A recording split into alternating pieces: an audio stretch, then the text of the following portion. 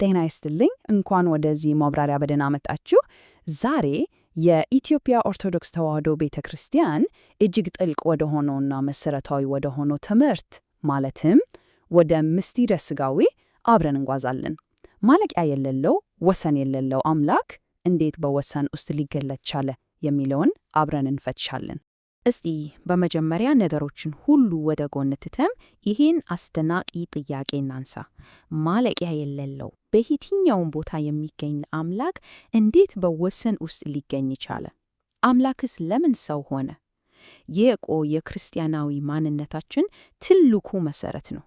እንግዲህ የክርስትና ትምህርት ወይም ክርስቶሎጂ የምንለው ማዕከሉ ይሄው ነው።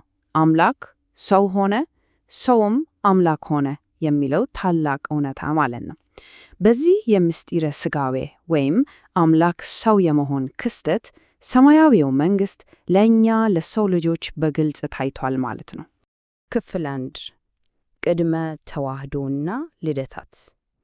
አሁን የሥጋዌን ጥልቀት ለመረዳት መጀመሪያ ወደ ኋላ መለስ ብለን መሠረታዊ የሆኑትን ነገሮች መመልከት አለብን። አስቡት፣ ከተዋሕዶ በፊት በመለኮትና በሰው ባህሪ መካከል እኮ ሰፊ ማለትም እጅግ በጣም ሰፊ የሆነ ልዩነት ነው ያለው። በአንድ በኩል በሁሉም ቦታ የሚገኝ ዘላለማዊ እና ሁሉን ቻይ የሆነው የመለኮት ባህሪ ያለን፣ በሌላ በኩል ደግሞ ከአፈር የተሰራ የሚወሰን የሚራብ የሚደክምና ሟች የሆነ የሰው ልጅ ባህሪ ያለ። ልዩነቱ የሰማይና የምድርን ያህል ነው። ታዲያ እዚህ ላይ የእግዚአብሔር ወልድን ሁለት ልደታት ማወቅ ግድ ይለናል። የመጀመሪያው ቀዳማዊ ልደት የምንለው ነው።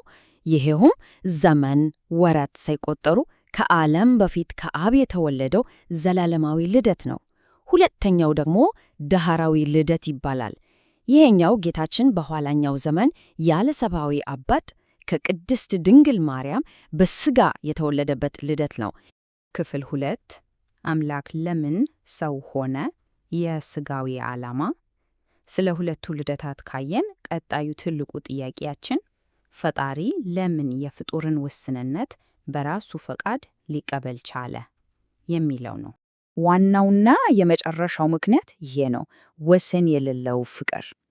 አምላክ የሰውን ልጅ ከወደቀበት የኃጢአትና የሞት አዘቅት ነፃ ለማውጣት ቤዛ ሊሆነን ነው ሰው የሆነው። ይሄ እኮ ሊገመገም የማይቻል ታላቅ የፍቅር መግለጫ ነው። ቅዱሳን መጻሕፍት ለዚህ መለኮታዊ ሥራ ግልጽ የሆኑ ምክንያቶችን ያስቀምጡልናል። አምላክ ሰው የሆነው የሰውን ልጅ ቤዛ ሆኖ ለማዳን፣ ትሕትናን በተግባር በማሳየት ፍጹም አርአያ ለመሆን፣ የእግዚአብሔርን ታላቅ ፍቅር ለመግለጥ፣ አምላክነቱን በገሃድ ለማሳየት እንዲሁም ደግሞ የሰይጣንን ጥበብና ተንኮል ሙሉ በሙሉ ለማጥፋት ነው። ክፍል 3 ምስጢረ ተዋሕዶ። አሁን እንግዲህ የዚህ ማብራሪያ ስነ መለኮታዊ ጫፍ ላይ ደርሰናል። ቅድም ያነሳናቸው ጥልቅ የባህር ልዩነቶች እንዴት ወደ አንድ ፍጹም አንድነት እንደመጡ እናያለን። ቃሉ ራሱ ሲተረጎም ተዋሕዶ ማለት አንድ መሆን ማለት ነው። ይህ ምስጢር ከሁለት አካል ወደ አንድ አካል እንዲሁም ከሁለት ባህሪ ወደ አንድ ባህሪ የመምጣት ሂደት ነው።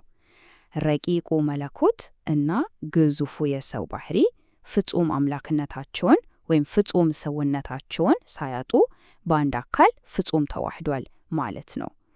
አስደናቂ እውነት አይደለም? በተዋሕዶ የከበረው ክርስቶስ በአንድ ጊዜ ፍጹም አምላክም ፍጹም ሰውም ነው። ይህን በተለያዩ ክስተቶች እናያለን። ፍጹም አምላክ እንደመሆኑ ማዕበሉን ጸጥ ያደርጋል፣ የዓይነ ስውሩን ዓይን ይፈጠራል። በዚያው ልክ ደግሞ ፍጹም ሰው እንደመሆኑ ይራባል፣ ይተኛል፣ ያለቅሳል።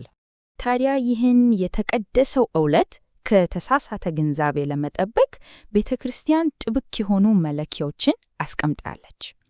ይሄ ተዋሕዶ የተፈጸመው ያለ መለወጥ፣ ያለ መመለስ፣ እንደ ወተትና ውሃ ያለ መቀላቀል፣ ያለ መደራረብ፣ እንደ ነፍስና ሥጋ ያለ መለየት፣ እንዲሁም ፈጽሞ ያለ መነጣጠል። ክፍል 4 የተዋሕዶ ምሳሌዎች። አሁን እንግዲህ የሰው አእምሮአችን ይህ ያለ መለወጥ እና ያለ መቀላቀል የሚለውን ረቂቅ ነገር መረዳት እንዲችል አባቶቻችን ያቀረቡልንን በጣም ውብ የሆኑ ምሳሌዎች እንመልከት። የመጀመሪያው ጌታችን በቃና ዘገሊላ ሰርግ ላይ ውሃውን ወደ ወይን የለወጠበት ታምር ነው። ይህ ክስተት መለኮትና ሥጋ ያለመለወጥ እንዴት እንደተዋሃዱ በዓይነ ሕሊናችን እንድንስል ያግዘናል። አንዱ ባህሪ ሌላውን ሳያጠፋው ፍጹም ወደ ሆነ አንድነት መምጣታቸውን በሚገባ ያሳየናል። ሌላኛው ደግሞ ሙሴ ያያት የምትነድ ቁጥቋጦ ወይም ዕፀ ጳጦስ ናት። ብርሃን የሚፈነጥቀውን ነበልባል የመለኮት ምሳሌ ሲሆን፣ ሐመልማሉ ወይም ቅጠሉ ደግሞ የሰው ባህሪ ምሳሌ ነው። ታዲያ ቁጥቋጧ በእሳት ብትያዝም አልተቃጠለችም፣ እሳቱም ደግሞ አልጠፋም። ልክ እንደዚሁ መለኮትና ሥጋ አንዱ ሌላውን ሳያጠፋው ተዋህደዋል።